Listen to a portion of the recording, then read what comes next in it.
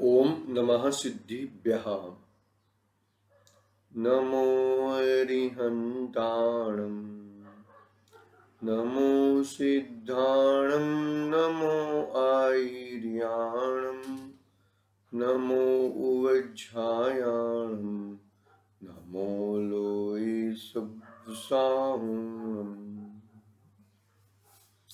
मंगलम भगवान वीरो मंगलम गौतमो गणी मंगलम कुंदार्यो जैन धर्मोस्तु मंगलम सर्वमंगल्य मांगल्यम सर्वकल्याणकारकम प्रधानम सर्वधर्माणां जैनं जयतु शासनम् जैनं जयतु शासनम् तस्य स्वयं स्वभावाप्ति प्रभावे कृत्स्नकर्मण तस्मै संज्ञानरूपाय नमस्तु परमात्मने नमस्तु परमात्मने नमोस्तु परमात्मने चेतिले चेतन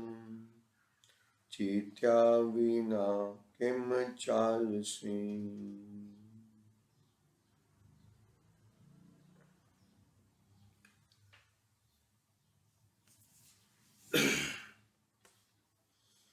समर्थ आचार्य देव पूज्यपाद स्वामी का एक ग्रंथ इष्टोपदेश विराजमान है। गत दिनों से हम इष्टोपदेश के ऊपर स्वाध्याय कर रहे हैं। गाथा 15वीं में 15 नंबर की गाथा चल रही है अपनी। गाथा पढ़ते हैं पहले। आयु वृद्धि क्षयोत्कर्ष हेतु कालस्य निर्गमम् वाञ्छता धनीनामिष्टं जीवितात् सुतरां धनम्।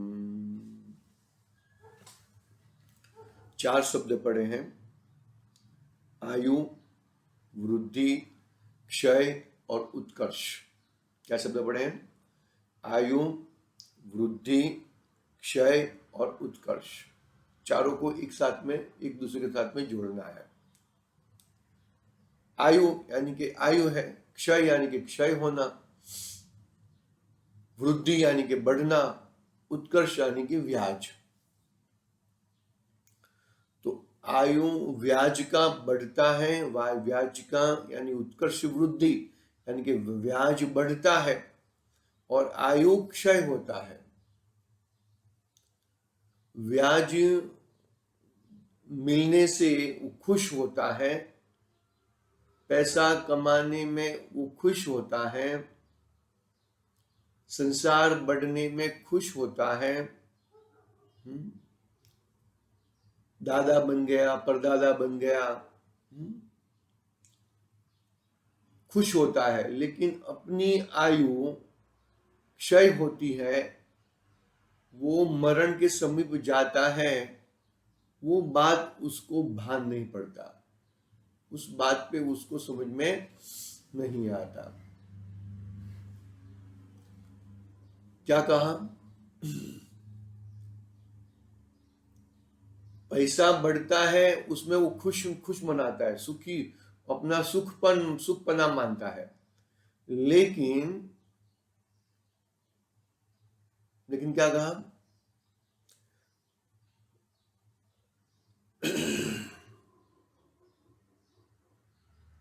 आयु क्षय होती है, उसे वो दिखती नहीं है।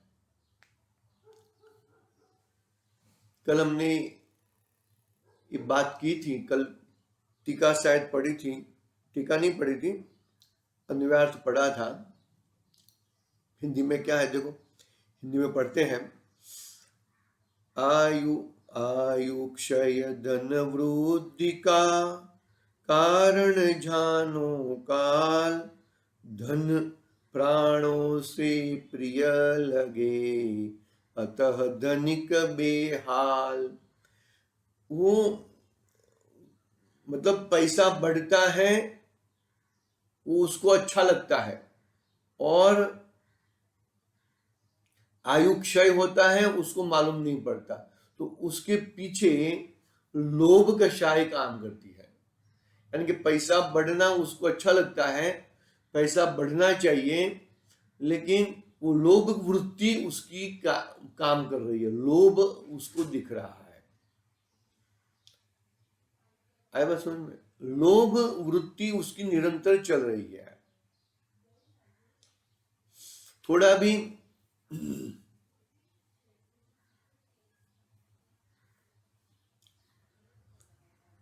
पैसा बढ़ना चाहिए, चाहे कुछ भी हो जाए, पैसे डबल होने चाहिए, 4 गुने होने चाहिए, ऐसी उसकी वृत्ति रहती है।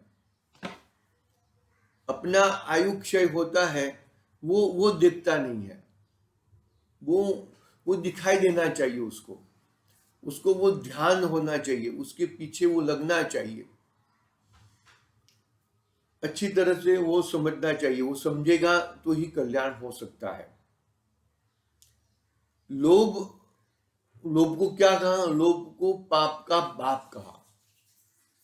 बालबोध में पढ़ा थे ना हम लोग, बालबोध भाग 2 में है, 4 कषाय वाला पार्ट में। तो लोभ को पाप का बाप कहा, और वो लोभ के वश में आकर सभी कषाय और सभी पाप करते रहता है निरंतर। लोभ के कारण, कौन सा लोभ है कि भाई मैं ये कमा लूं वो कमा लूं, ऐसा निरंतर उसका लोभ चालू ही रहता है। आयु क्षय होती है, वो खुद मरण के समीप आ रहा है, वो खुद समझता नहीं है। अच्छा पैकेज मिला, अच्छा पैकेज का मतलब क्या होता है कि तुम्हारी एज यानी कि उम्र पैक हो गई है। पैक एज क्या कहते हैं? पैक एज, तुमने तुम्हारी उम्र उसको दे दी है। अच्छा पैकेज मिलेगा, मान लो कि यहाँ पे 5 लाख का पैकेज है, दूसरी जगह पे 7 लाख का पैकेज है, तो वो छोड़ के वहां पे चला जाएगा। उसके पीछे क्या वृत्ति है कि लोभ कषाय की वृत्ति है। लोभ निरंतर उसका बढ़ते जा रहा है। आप ये समझ लेना, 5 लाख से 7 लाख पे जाओगे, 7 लाख से 10 लाख पे जाओगे, उतना तुम्हें टेंशन ज्यादा बढ़ेगा, इतना काम ज्यादा करना पड़ेगा। थोड़े हम पुराने युग में जाते हैं, एक राजा थे, राजा के यहाँ पे एक जैन मुनिम काम करते थे, अकाउंट्स वगैरह देखते थे। हर साल सबकी पगार बढ़ती थी, हर साल 10 साल 15 साल हो गया, हर साल सबकी पगार बढ़ती थी, लेकिन मुनिम जी की पगार बढ़ती नहीं थी। राजा ने हिसाब निकाला तो बोलता कि अरे आपने कभी बोला ही नहीं हमको पगार बढ़ा दो करके, अभी आपकी पगार बढ़ी जा रही है। लेकिन मुनिम जी ने क्या कहा, यदि महाराज जी यदि आपको पगार मुझे बढ़ानी है, मेरी पगार बढ़ानी है, तो मुझे समय दे दो, मुझे पैसों से या सोने मोहरों से मुझे मेरी पगार मत बढ़ाओ, मुझे समय दे दो। अरे क्या मतलब समय का मतलब क्या कि मैं अभी आपके राज के लिए मैं मानो कि 8 घंटा 9 घंटा समय देता हूं, उसकी जगह पे मुझे 4 घंटा या 5 घंटा काम करने का दो, क्योंकि मैं जो बचा समय है वो बचा समय में मेरे अपने कल्याण के लिए, अपने आध्यात्म के लिए, अपने आत्मा के लिए मैं बिता सकूं। ऐसी भावना है क्या हमारी? हमने कभी इस तरीके से कभी सोचा है क्या? किस तरीके से कि हमारा समय कम कर दो साहब, मैनेजर साहब हमारा समय कम कर दो, मुझे इस समय जो बचा समय है उसको मुझे मेरे अपने कल्याण के हेतु लगाना है। ऐसा कभी वो सोचता नहीं, कभी नहीं सोचता हूं इस तरीके से। कभी 5 के 10 हो जाएगा, अरे आप समझ लो कि 10-10 घंटा, 11-11 घंटा, 12-12 घंटा यदि उसके पीछे लगोगे तो दिमाग भी वहां पे रहेगा, पूरा सब कुछ वहां पे रहेगा, और तुम अपने लिए क्या कर पाओगे? यूं ही तुम्हारी उम्र चली जाएगी और वो यमराज तो बैठे ही है, तुमको उठा के लेके जाएंगे। उठा के लेके जाएंगे, तुम्हारा जो जितना आयुष्य लेके तुम आए हो इससे कम ज्यादा तो होने वाला नहीं है। तुमको मालूम है कि आयुष्य तुम्हारा कब पूरा होने वाला है? कब पूरा होने वाला है बताओ? बिल्कुल मालूम नहीं है हमें, हमारा आयुष्य कब पूरा होएगा उसका हमें जरा भी अंदाजा नहीं है। तो जितना जो बचा मिला है उसमें से हमें हमारा कल्याण करना है। ऐसा नहीं कहते कि भाई नौकरी बंद कर दो, वो पूरा सब छोड़ छाड़ के बैठ जाओ। अरे छोड़ छाड़ के बैठ जाओगे ना तो भी तुमको 2 वक्त की रोटी और खाना तो मिल ही जाएगा। इतना पुण्य तो बाय बर्थ होता है। जैन कुल में जन्मा है ना वो जीव को बाय बर्थ इतना पुण्य तो रहता ही है कि 2 वक्त की भोजन उसको मिल जाए। जिनवाणी में ऐसा आया है, यदि तेरा शाम का भोजन मिल जाए तो कल के भोजन के लिए तैयारी मत कर, कल के भोजन के लिए कमाने का सोच मत। अरे ऐसे ऐसे उदाहरण मिलते हैं कि एक थे भाई साहब, पंडित जी थे, टोपी का बिजनेस करते थे। तो दिन में 4 टोपी बेच दे तो उनका जीवन भरण पोषण चलता था। एक टोपी के पीछे 25 पैसा आना मिलता था, तो 4 आना हो जाता था उनको, तो 4 आना से घर पूरा चल जाता था उनका। तो 4 टोपी बिक गई तो दुकान बंद करके घर पे चले जाते थे और अपना स्वाध्याय, अपना आत्म ध्यान, अपना मनन चिंतन करते थे। और हुआ ऐसा कि उनका मित्र, वो पंडित जी का मित्र राजा था, और राजा को ऐसा लगा अरे मेरा मित्र इतना ये भर बाजार में ऐसे दुकान लगा के बैठता है और बहुत दुखी है, मैं ऐसा उसको पैसा देने के लिए जाऊंगा तो वो पैसा लेगा नहीं। तो सब दरबारियों को कह दिया कि आप सबको जो ये भाई साहब की दुकान है वो दुकान से टोपी लेनी है और टोपी लेके आपको दरबार में पधारना है। तो यानी कि दरबार में कितने सारे लोग रहते हैं, बहुत सारे लोग आते हैं जाते हैं, जो भी आए उसको ये टोपी पहननी है। उनको एक साथ में 100 टोपी का ऑर्डर आ गया। चकरा गए, अरे 100 टोपी, मैं इतना टोपी कैसे बना पाऊंगा? वो तो ठीक है, मैं इतना मुझे तो चाहिए नहीं पैसा।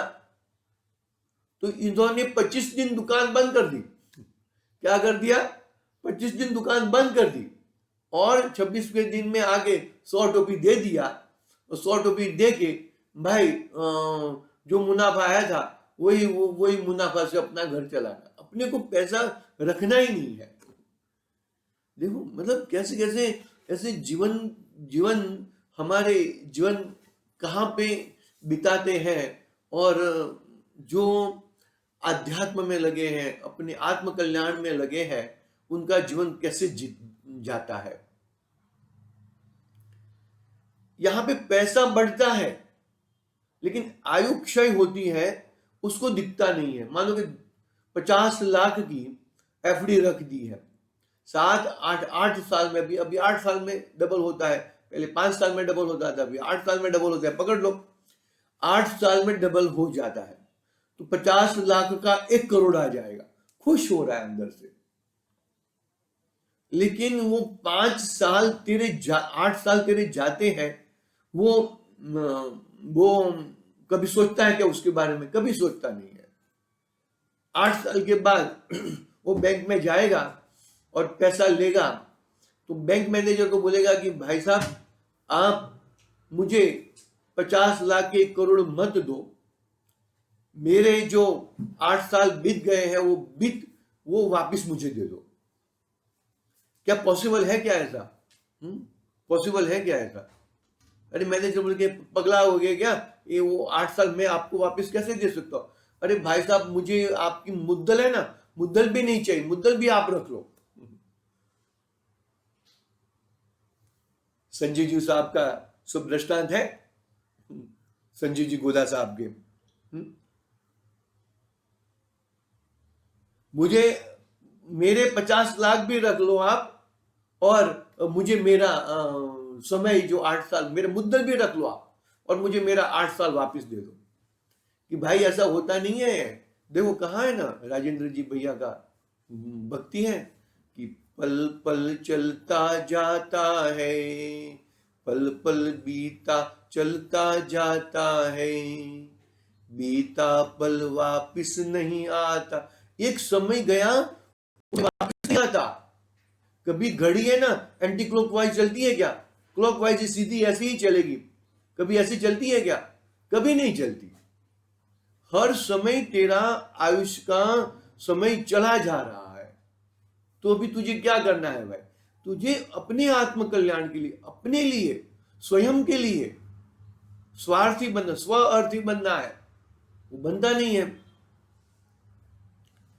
एक पिक्चर देखने का शौक है, वो वक्त वक्त करके पिक्चर आई थी, आप लोगों ने देखी होगी या सुनी होगी। इसमें जो हीरो है ना, हीरो को कैंसर हो गया, जो हो गया वो हो गया है, तो बोलते हैं कि मुझे 1 सेकंड दे दो, मेरे सेकंड दे दो, एक सेकंड मुझे और ज्यादा जिंदा रहना है। पॉसिबल है क्या? वो चीज की पॉसिबिलिटी है क्या? अरे हर समय तुम अपने आत्मा के साथ जीना सीख लो, तुम्हारी जिंदगी सुधर जाएगी, तुम्हारा जीवन कल्याण सुधर जाएगा। यदि जो तुमने अपने आत्मा के साथ जीना नहीं सीखा तो फिर देख लो क्या होएगा। देख सकते हो, देख रहे हैं हम कितने लोगों को हमने स्मशान में छोड़ के आए, कितने लोगों को छोड़ रहे हैं, और कितने लोग हम भी चले जाएंगे। आयु पूरी होने को कोई अंदाज नहीं है, कोई फिक्स नहीं है कि तुम कब कौन सी आयुष, कितनी आयुष लेके आए हो। एक सुन में, हमें हमारा कल्याण, हमारा कल्याण हम खुद ही रुकाते हैं। हम अपने आत्मा को ज्ञान दर्शनमय से विभूतित नहीं करते, और हमें हमारा कल्याण हम खुद ही वो करते हैं। तो वो भूल स्वयं की है, स्वयं की भूल को सुधारना है। यदि हमने हमारा स्वयं की भूल को नहीं सुधारा तो भाई समझ लो कि हमारा भाई जीवन यूं ही चला जाएगा। जीवन कैसे चला जाएगा कोई अंदाज नहीं रहेगा।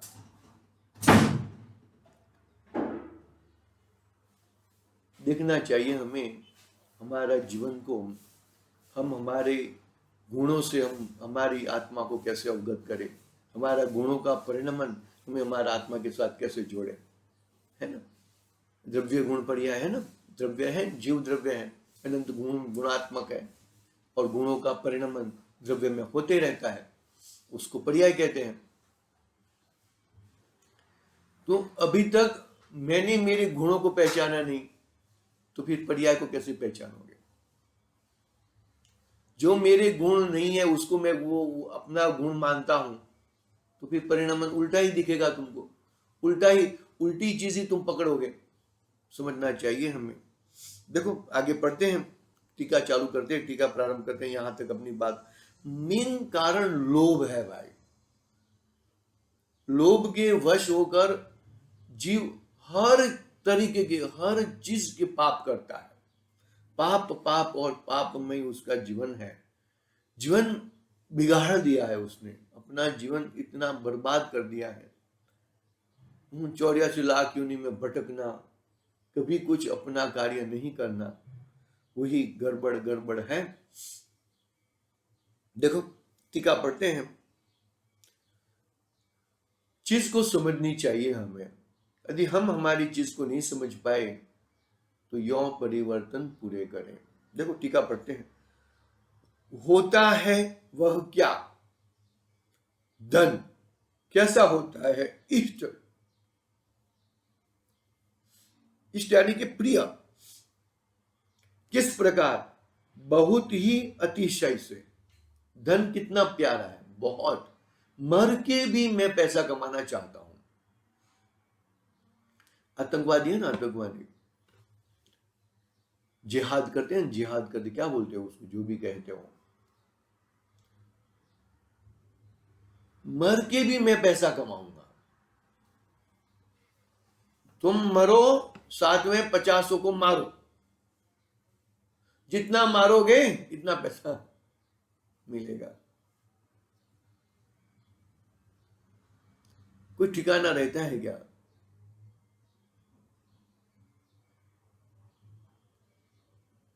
अपना जीवन कैसे हमें करना चाहिए, हम अपना जीवन कैसे हमारा करना चाहिए, वो हिसाब से हमें आगे बढ़ना चाहिए। होता है वह क्या? धन कैसा होता है? इष्ट प्रिय होता है। किस किस प्रकार? बहुत ही अतिशय।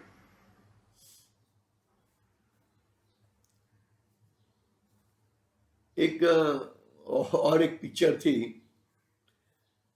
दो हीरो दिखाए हैं, दोनों भाई को दिखाया है, दोनों के बीच में बंटवारा हो रहा है,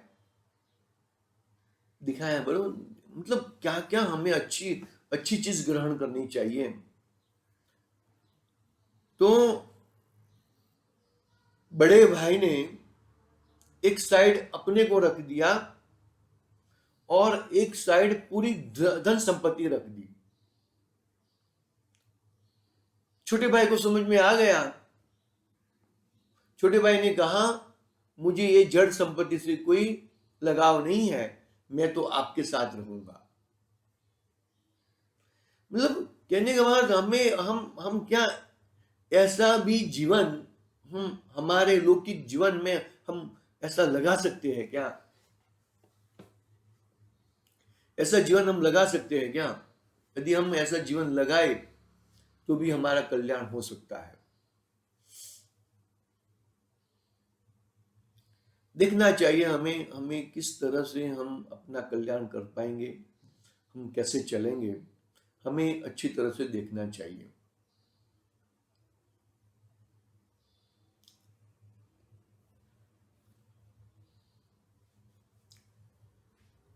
हम किससे? अपने जीवन से, अपने प्राण से भी ज्यादा पैसा प्यारा है। अपना जीवन लगा देता है, पूरा जीवन लगा देता है कमाने कमाने कमाने के पीछे। अपने जीवन से, प्राण से किसको प्रिय होता है? धनिकों को। धन, जिसको धन की लालसा है, जिसके पास बहुत धन है। अरे स्टेटस स्टेटस रहना चाहिए ना हमारा। 1 से 10 में मेरा नंबर रहना चाहिए ना।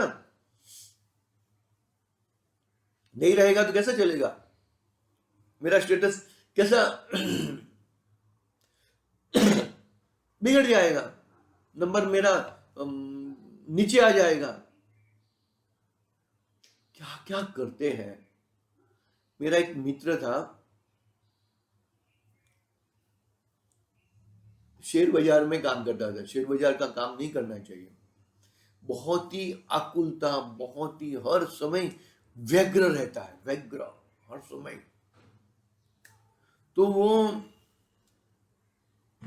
वो काम करते थे शेयर बाजार में। वो सर्किट लगती थी, मालूम है सर्किट लगती है ऐसा। इतना ज्यादा नॉलेज नहीं है मुझे, लेकिन फिर भी थोड़ा बहुत तो नॉलेज है। तो वो बोले कि वो सर्किट कभी ऊपर की सर्किट लगा देना, कभी नीचे की सर्किट लगा देने का, और लाखों लोग अपने रुपये को धो डालते थे और हम लाखों रुपया कमाते थे। हमारे सामने ये चीज दिखती थी। ऐसा ऐसा करने का रहता था। सर्किट ऊपर ऊपरी सर्किट लगा देने का, नीचे सर्किट लगा देने का, ऐसा कुछ करने का, जो भी उनका जो रहता होगा। हमें हमें किसकी सर्किट लगानी है, कौन सी सर्किट लगानी है भाई। धन कैसा होता है, इष्ट मतलब अपने प्राणों से भी पैसा प्यारा है। एक और बात बता दूं मैं आपको, जो दान का प्रकरण आता है ना, उत्तम त्याग और दान में फर्क है।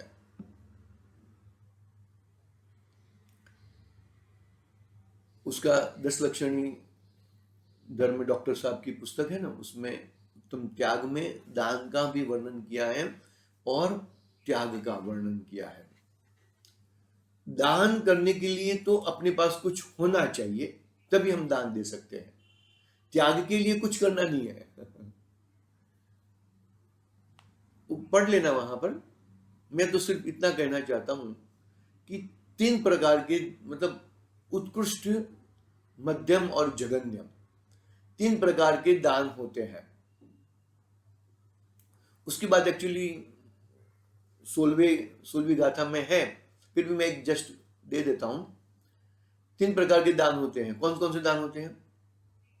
कि मानो कि हमने 100 रुपया कमाया तो 25% ऐसे तीर्थ स्थानों में, अपने आध्यात्मिक स्थानों में, मंदिरों में 25% दान दे देना, वो उत्तम दान कहा। मध्यम दान की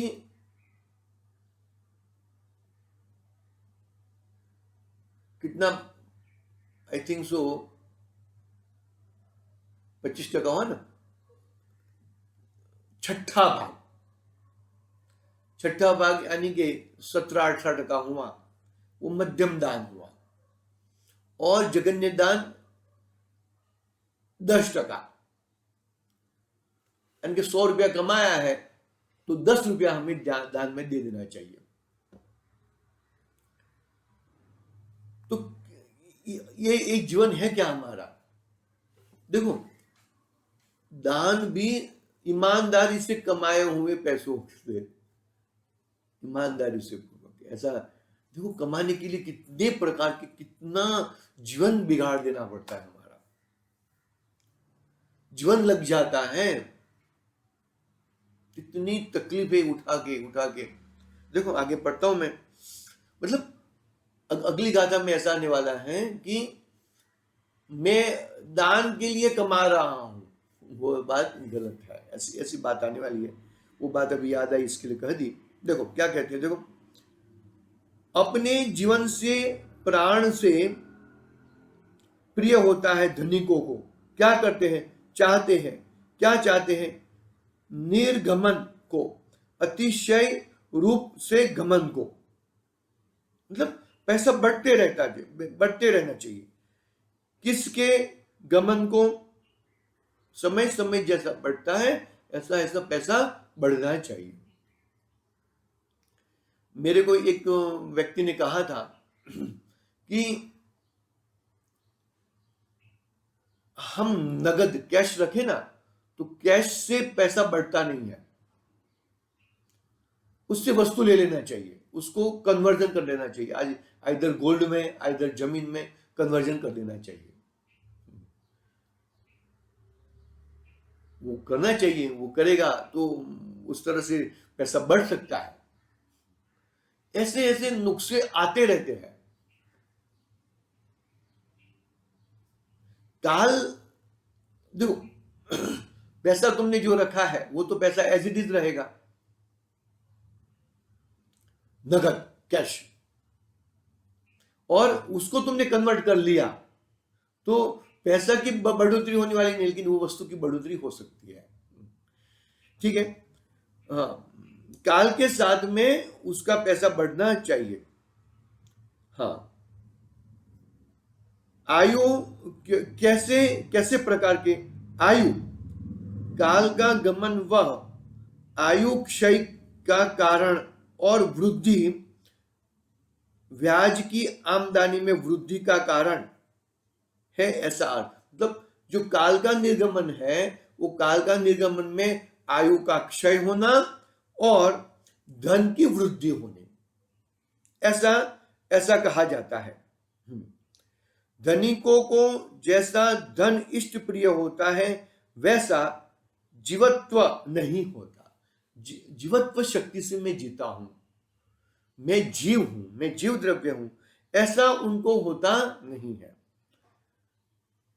वरना जीवन के क्षय का कारण होने पर भी धन वृद्धि कारण रूप काल निर्गमन को वो क्यों चाहे? क्या कहते हैं, देखो, अपना जीवत्व शक्ति से मैं जीता हूं, अपनी जीवत्व शक्ति से मैं जीता हूं, वैसा जीवितव्य नहीं होता। वरना जीवन के क्षय होने के कारण भी अपना आयु क्षय होता है और धन की वृद्धि होती है, तो भी वो धन को चाहता है। आयु तो चला जाने दो, तो आयु तो ऐसे भी, अरे भाई आयु ऐसे जाता है ऐसा नहीं है, तुम्हारा वहां पे उपयोग जाता है, तुम्हारा उसके कारण तुम्हारा गड़बड़ होता है। क्योंकि हर समय तुम किसके समीप जा रहे हो? 5 इंद्रियों का व्यापार, तुम उसकी बात कल करेंगे, याद कराना जरा। 5 इंद्रियों के व्यापार की तुम उपयोग कहां पे लगा रहे हो? धन के पीछे लगा रहे हो ना। अपने आत्मा के ऊपर उपयोग लगाओ, अपनी जीवत्व शक्ति अपने जीव के ऊपर उपयोग लगाओ, अपने ज्ञान उपयोग और दर्शन उपयोग रुपये पैसे में मत लगाओ। ऐसा है ना।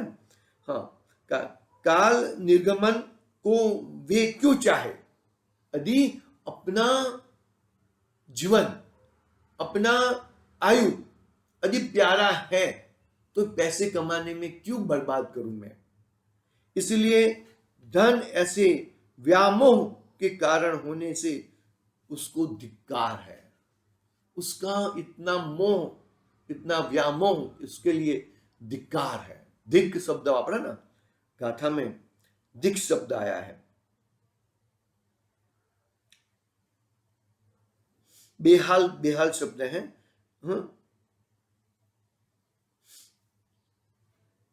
इष्ट क्यों, मतलब धिक्कार है, ऐसे धन को धिक्कार है, ऐसे रुपये पैसे को धिक्कार है। टीका आज पूरी हुई है। कल हम भावार्थ पढ़ के आगे बढ़ेंगे। भावार्थ है, उसके बाद 16वें गाथा की बात करेंगे। आज के लिए ओम नमः सिद्धिभ्यः। निज निधि निज में बता